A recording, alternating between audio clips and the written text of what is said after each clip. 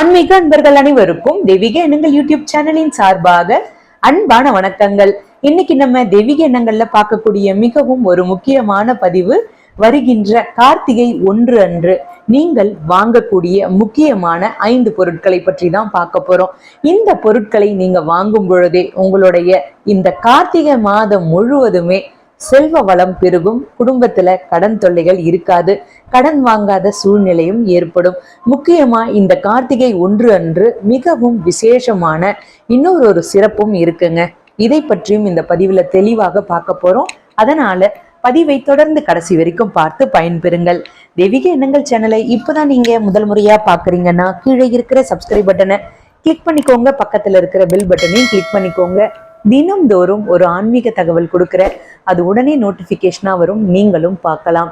இந்த வருடம் 2024 கார்த்திகை 1 வருகின்ற நவம்பர் 16ஆம் தேதி சனிக்கிழமையோடு பிறக்கின்றது. இந்த மாதம் பிறக்கும் பொழுதே கூடுதல் விசேஷம் என்னன்னு பாத்தீங்கன்னா, கார்த்திகை நட்சத்திரத்தோட இந்த மாதம் பிறக்குதுங்க. ரொம்பவும் விசேஷமானது. முருகப்பெருமானுக்கு உரிய நட்சத்திரங்களில் இந்த கார்த்திகை நட்சத்திரம் மிகவும் விசேஷமானது. அப்பொழுது இந்த மாதம் முழுவதுமே நம்ம சிவபெருமான் வழிபாடு செய்வதற்கும், முருகப்பெருமான் வழிபாடு செய்வதற்கும், அம்பாளை வழிபாடு செய்வதற்கும், ஐயப்பனை வழிபாடு செய்வதற்கும் ஏற்ற ஒரு மாதம் அப்படின்னு சொல்லலாம்.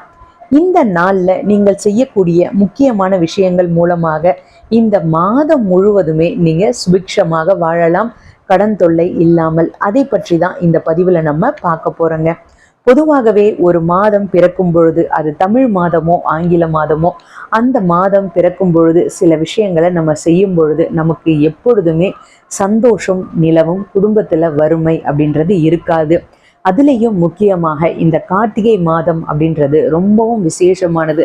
கார்த்திகை மாதம் அப்படின்னாலே காலை நேரத்திலையும் மாலை நேரத்திலும் விளக்கு ஏற்றி வழிபாடு பண்ணுவோம். அருகில் இருக்கின்ற முருகன் கோவிலுக்கு போயிட்டு வருவோம், ஐயப்பன் கோவிலுக்கு போயிட்டு வருவோம். முக்கியமா இந்த கார்த்திகை மாதத்துல வரக்கூடிய ஒவ்வொரு விசேஷ நாட்களும் மிகவும் அதிவிசேஷமானது அப்படின்னு சொல்லலாம்.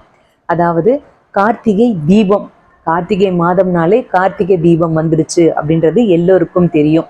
நம்ம இந்த முதல் நாளன்று ஏற்றக்கூடிய தீபத்தின் மூலமாகவும் வாங்கக்கூடிய பொருட்கள் மூலமாகவும் நமக்கு வாழ்க்கையில எப்பொழுதுமே சந்தோஷம் இருக்குங்க.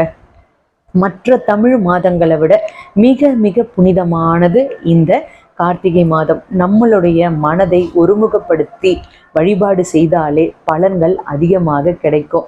கார்த்திகை மாதம் முழுவதுமே தீபம் ஏற்றி வழிபாடு பண்ணுங்க. தினமும் காலையில எழுந்து தீபம் ஏற்றுங்க, மாலை நேரத்திலையும் தீபம் ஏற்றுங்க. இதை பற்றிய ஒரு தனி பதிவு நான் உங்களுக்கு கொடுக்குறேன். இந்த தீபம் எப்படி ஏற்றணும், எந்த நேரத்தில் ஏற்றணும், எந்த நூல் திரி கொண்டு தீபத்தை ஏற்றினால் நல்லது அப்படின்றத நான் உங்களுக்கு தனிப்பதிவாக கொடுக்குறேன். இன்னைக்கு முக்கியமாக பார்த்தீங்கன்னா, நீங்கள் வாங்கக்கூடிய 3 பொருட்கள் பார்க்கலாம். 5 பொருட்கள் சொல்கிறேன். அதில் உங்களால் முடிந்தால் இந்த 3 பொருட்களை அன்றைய தினம் கண்டிப்பாக வாங்குங்க. முதலாவதாக நீங்கள் வாங்கக்கூடிய ஒரு பொருள் என்னன்னு பார்த்தீங்கன்னா, அது அகல் விளக்கு. மண்ணினால் செய்த அகல் விளக்கு இந்த சனிக்கிழமை என்று முதலாவதாக நீங்கள் வாங்கக்கூடிய ஒரு பொருளுங்க. இந்த பொருளை நீங்கள் வாங்கிட்டு வந்தீங்கன்னா அது உங்களுக்கு பலன்கள் அதிகமாக கொடுக்கும். இரண்டாவது, ஏதாவது ஒரு இனிப்பான பொருள். அந்த பொருள் வெல்லமாக இருக்கலாம், சர்க்கரையாக இருக்கலாம். ஏதாவது ஒரு இனிப்பான பொருளை அன்றைய தினம் வீட்டுக்கு வாங்கிட்டு வாங்க.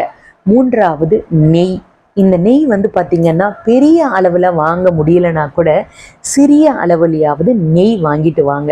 இந்த 3 பொருட்களும் கட்டாயமான பொருட்கள்.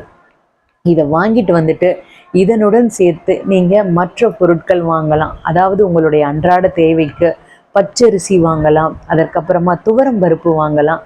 இது எல்லாமே அன்றைய தினம் நீங்கள் வாங்கி வழிபாடு பண்ணுங்க.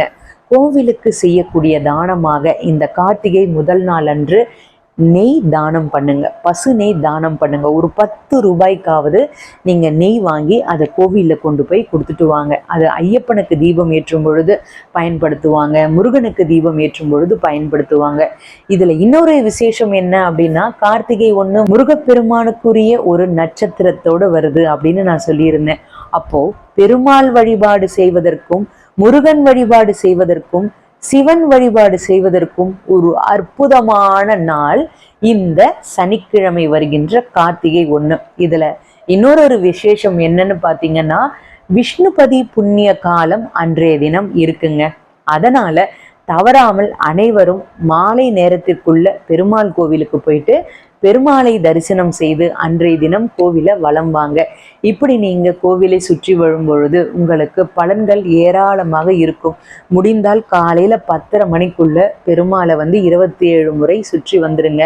இப்படி நீங்க சுற்றி வந்து பாருங்க. இந்த கார்த்திகை 1 மாதம் முழுவதுமே உங்களுக்கு அட்டகாசமா இருக்கும்.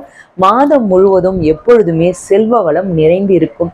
தினமும் காலையிலையும் மாலையிலையும் தீபம் ஏற்றுங்க. கார்த்திகை மாதம்னாலே நம்ம தீபம் ஏற்றும். அதுலேயும் கார்த்திகை தீபம் அன்று தீபம் ஏற்றுவது விசேஷம். அதுல இத்தனை எண்ணிக்கையில தீபம் ஏற்றினால் நல்லது அப்படின்றது ஏற்கனவே நான் உங்களுக்கு பதிவுகள் சென்ற ஆண்டே கொடுத்திருந்தேன். இந்த வருடமும் அதை பற்றி நான் உங்களுக்கு தெளிவான விளக்கத்தை வருகின்ற பதிவுகள்ல தவறாமல் கொடுப்பேன். அதையும் பார்த்து பயன்பெறுங்கள். அன்றைய தினம் முருகப்பெருமானுக்கு 6 தீபம் ஏற்றுங்க. ஷட்கோண கோலத்துல ஓம் சரவணபவ எழுதிட்டு அங்கு நீங்க 6 தீபம் இந்த தீபத்தை தவறாமல் ஏற்றணும். ஏன்னா கார்த்திகேயனுக்கு 6 விளக்கு ஏற்றி வழிபாடு செய்வது அதிவிசேஷம். கார்த்திகை பெண்களால் வளர்க்கப்பட்டவர் கார்த்திகேயன் முருகப்பெருமான். அப்போ அவரையும் வழிபாடு பண்ணுவது கூடுதல் விசேஷம். அனைவரும் தவறாமல் இந்த கார்த்திகை 1 அன்று இந்த பொருட்களை வாங்கிட்டு வந்து பூஜை அறையில வைத்து வழிபாடு செய்துட்டு பயன்படுத்த ஆரம்பிங்க. அகல் விளக்க மாலை நேரத்துல விளக்கேற்ற பயன்படுத்திக்கோங்க. வாசல்ல இருந்து விளக்கேற்றிட்டு வீட்டுக்குள்ள வாங்க. எத்தனை எண்ணிக்கையில வேணாலும் ஏற்றலாம். குறைந்தது 2 தீபம் ஏற்றுங்க. அதிகபட்சம் உங்களுடைய விருப்பம். வாழ்க வளமுடன். இன்னைக்கு நான் கொடுத்த இந்த தகவல் உங்களுக்கு பயனளிக்கக்கூடியதாக இருக்கும்னு நான் நினைக்கிறேன். இந்த வீடியோ பிடிச்சிருந்தா லைக் பண்ணிக்கோங்க. உங்களுடைய நண்பர்களுக்கும் உறவினர்களுக்கும் ஷேர் பண்ணுங்க. அவர்களும் இதன் மூலமாக பயன்பெறட்டும். தெய்வீக எண்ணங்கள்ல இதே மாதிரி நிறைய ஆன்மீக தகவல்கள்லாம் இருக்கு. தவறாமல் பாருங்க. இன்னும் நீங்க தெய்வீக எண்ணங்கள் சேனலை சப்ஸ்கிரைப் பண்ணாம இருக்கீங்கன்னா கீழே சப்ஸ்கிரைப் பட்டன் இருக்கு, சப்ஸ்கிரைப் பண்ணிக்கோங்க. பக்கத்திலே பெல் பட்டன் இருக்கு. தினமும் நான் கொடுக்கக்கூடிய ஆன்மீக தகவல் உடனே நோட்டிபிகேஷனா வரும். நீங்களும் பார்க்கலாம். மீண்டும் நாளை ஒரு நல்ல ஆன்மீக தகவலோடு நான் உங்களை சந்திக்கின்றேன். நன்றி, வணக்கம்.